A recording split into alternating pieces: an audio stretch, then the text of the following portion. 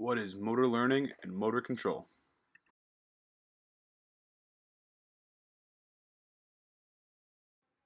Motor learning is the study of how people learn and refine motor skills.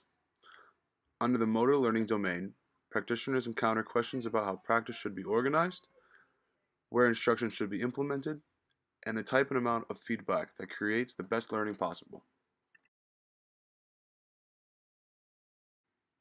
Motor control is another field of study about how people learn and refine motor skills. It differs from motor learning because motor control focuses on the neural, physical, and behavioral aspects that underlie human movements. Practitioners encounter questions like what sensors are incorporated in the movement and also what muscle actions are produced for a certain movement. Why is motor learning and control important to your future job? Motor learning and control is important to my future job because I want to get into the field of strength and conditioning.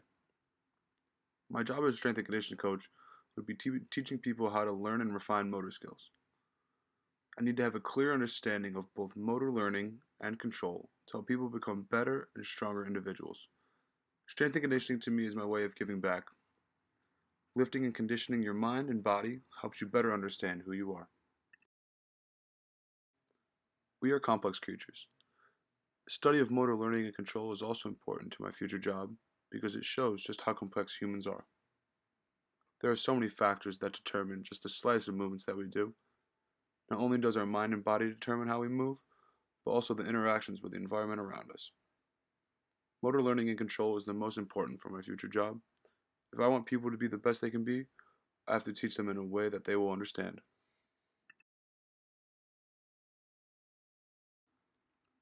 Choose a motor skill that you think is important for your future job. Describe how you can use dynamical systems theory to assist you as you learn and perform that motor skill.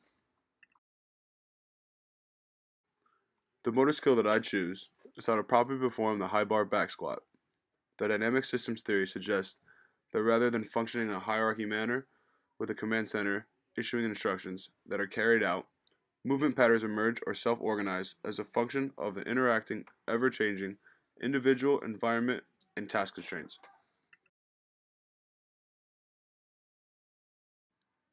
In other words, a movement pattern will emerge from the interaction of the learner, the environment, and the task. With individual constraints, the high bar back squat and the form of the individual is dependent upon the person's height, weight, body composition, power, and strength. Individual constraints are not only physical but mental. What that person chooses to do and their decision making skills are all included in what that person can do. By using the dynamical systems theory, I will be more able to teach that individual because I will have a better understanding of what they can do.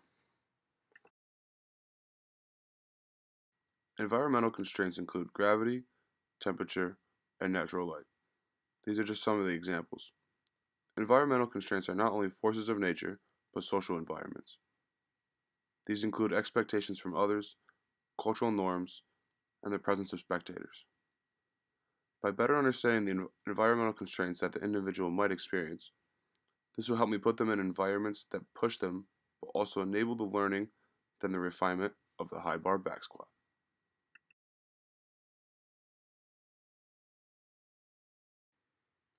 Task constraints are put into three categories: goal, rules, and implements or machines. Goal constraints are desired outcomes of the movement pattern.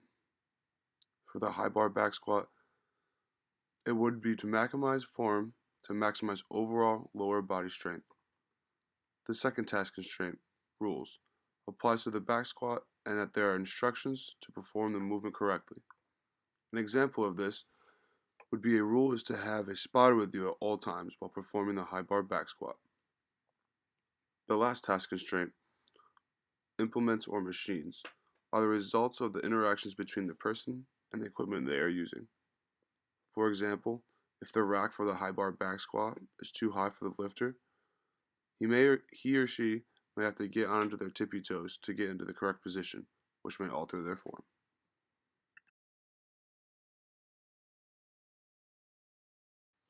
Constraints can be limiting or enabling.